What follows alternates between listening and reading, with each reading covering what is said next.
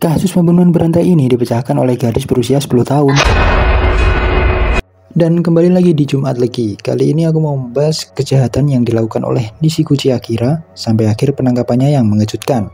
Dia adalah salah satu dari pembunuh berantai yang terkenal di Jepang. Nishiguchi Akira melakukan serentetan kejahatan keji tanpa ragu selama hidupnya, sampai dijuluki A Child of the File, dan melarikan diri sambil menipu polisi dengan teknik yang cerdik. Tapi siapa sangka penangkapan Nishiguchi dipicu oleh anak perempuan yang saat itu berusia 10 tahun. Ya, tanpa berlama-lama lagi, langsung saja ke ceritanya. Nishiguchi Akira lahir pada tanggal 14 Desember 1925. Pada umur 3 tahun, keluarganya pindah rumah dari Osaka ke Kepulauan Goto di Nagasaki. Orang tuanya yang beragama Katolik menginginkan Nishiguchi menjadi pastor dan disekolahkan di Catholic Mission School. Karena tidak tahan dengan kehidupan yang keras dan ketat di sekolahnya, Nishiguchi berhenti sekolah pada semester 2 kelas 3 SMP, tepat sebelum lulus. Mulai saat itu, perilaku Nishiguchi menjadi buruk dan suka mencuri serta merampok. Pada tahun 1941, saat berumur 16 tahun, dia masuk juvenile prison atau rumah tahanan remaja. Setelah keluar dari juvenile prison, dia pun tetap menipu dan merampok yang mengakibatkan dia keluar masuk penjara.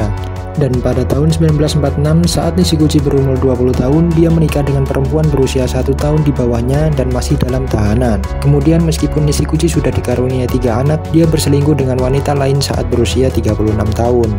Saat itu, dia membutuhkan uang untuk diberikan kepada wanita selingkuhannya. Dan pada saat yang bersamaan, dia juga mempunyai hutangnya sangat banyak. Dan dari itulah Nishiguchi kemudian melakukan kejahatan.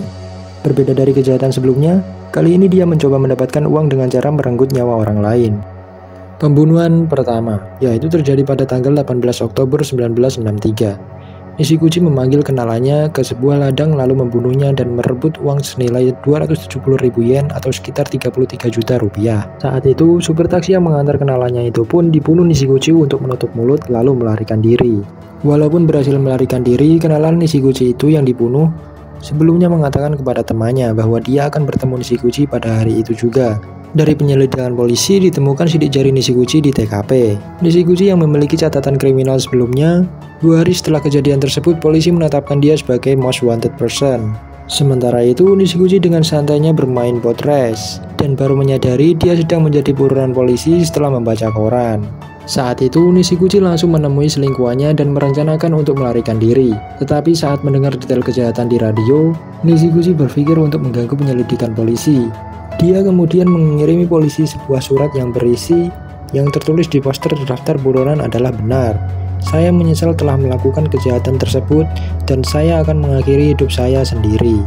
Tulis Nishiguchi Akira.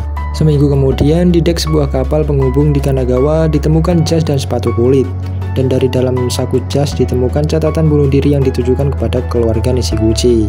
Dari kondisi ini, polisi berpikir bahwa Nishiguchi menenggelamkan dirinya sendiri ke laut. Lantas polisi melakukan investigasi maritim tapi tidak bisa menemukan Nishiguchi. Kemudian polisi menyadari bahwa ternyata pakaian serta catatan bunuh diri ini adalah jebakan yang disiapkan oleh Nishiguchi untuk berpura-pura bunuh diri. Dan polisi pun memulai melakukan pencarian kembali. Pembunuhan kedua. Nishiguchi yang berhasil mengganggu penyelidikan polisi dengan taktiknya kali ini menggunakan nama palsu dan menginap di penginapan Fujimi, dan ia mengaku sebagai seorang dosen. Nishiguchi kemudian menjadi akrab dengan Okami, yaitu wanita pemilik penginapan, dan berencana merebut uang dari wanita tersebut. Pada tanggal 18 November 1963, Nishiguchi mengambil berangkas uang dari penginapan tersebut, kemudian membunuh Okami dan ibunya yang saat itu memergokainya. Nishiguchi juga mencuri permata dan logam mulia lalu melarikan diri. Dari kejadian tersebut, Nishiguchi adalah orang kelima di Jepang yang ditetapkan sebagai most wanted person oleh kepolisian. Kemudian kepolisian membentuk tim khusus untuk mencari Nishiguchi dan disebar di seluruh Jepang, tetapi belum juga bisa menemukan Nishiguchi. Pembunuhan ketiga.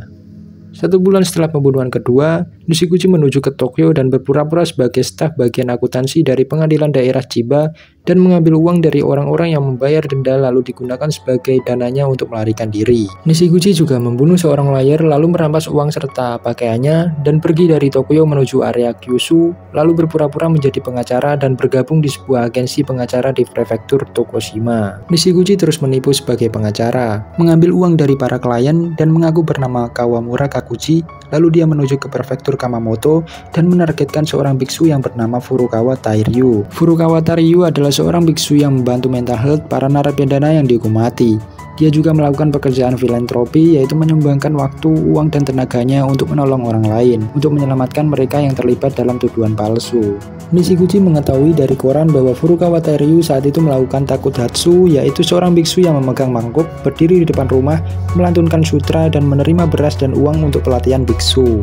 Saat Nishiguchi di penjara, dia pernah melihat Pak Furukawa dan sedikit mengingatnya. Lalu dia berencana untuk menemukan Pak Furukawa lalu merampas uang hasil takuhatsunya. Pada tanggal 2 Januari 1964, Nishiguchi menemui Pak Furukawa dan masih mengaku sebagai lawyer yang bernama Kawamura, yang berniat ingin membantu pengerjaan dan membebaskan orang yang tidak bersalah dengan pengetahuannya tentang hukum. Pak Furukawa yang percaya langsung membawa Nishiguchi ke rumahnya, dan saat itu Pak Furukawa tidak mencurigai Nishiguchi sama sekali. Tetapi anak perempuannya yang bernama Ruriko, berusia 10 tahun saat itu merasa familiar dengan tampilan Nishiguchi. Gadis itu lantas langsung keluar rumah dan menuju tempat ditempelnya poster wanted person di dekat rumahnya. Lalu Ruriko mencocokkan ciri-ciri orang yang ada di dalam poster dan lawyer yang baru saja memasuki rumahnya, dan dia percaya bahwa Kawamura adalah Nishiguchi. By the way, alasan Ruriko langsung menyadarinya adalah karena ketika berangkat dan pulang sekolah setiap hari dia melewati tempat yang ditempeli poster tersebut, dan nama Nishiguchi Akira kebetulan berbeda satu huruf dengan temannya yang membuat itu meninggalkan kesan di dalam diri Ruriko. Setelah kembali ke rumah, Ruriko mencoba memberitahu anggota keluarganya bahwa lawyer yang bernama Kawamura itu adalah Nishiguchi Akira yang sedang menjadi buronan polisi. Pak Furukawa yang mendengar itu berkata kepada putrinya, "Apa yang kamu katakan? Bukankah itu kasar? Pengacara Kawamura adalah seorang utusan yang diberkati dan mau membantu,"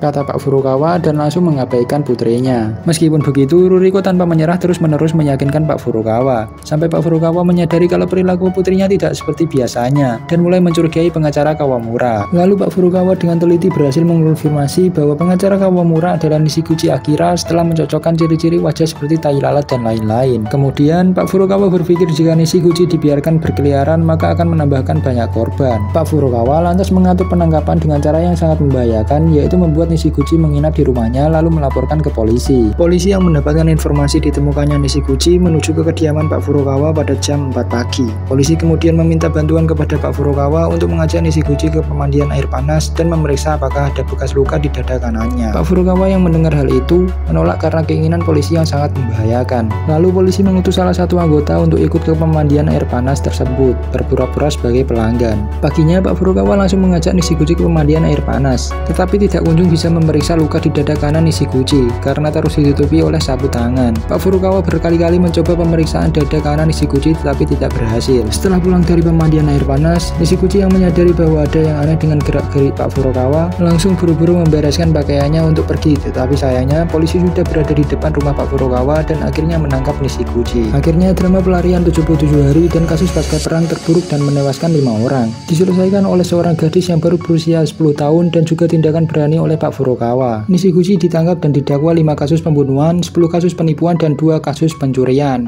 Lalu dijatuhi hukuman mati dan diadili. Saat itu hakim memberikan julukan A Child of Devil dan polisi memberikan julukan peraih Black Gold Medal terbaik sepanjang sejarah kepada Nishiguchi. Waktu berlalu dan pada 11 Desember 1970 hukuman mati kepada Nishiguchi dilakukan di penjara Fukuoka.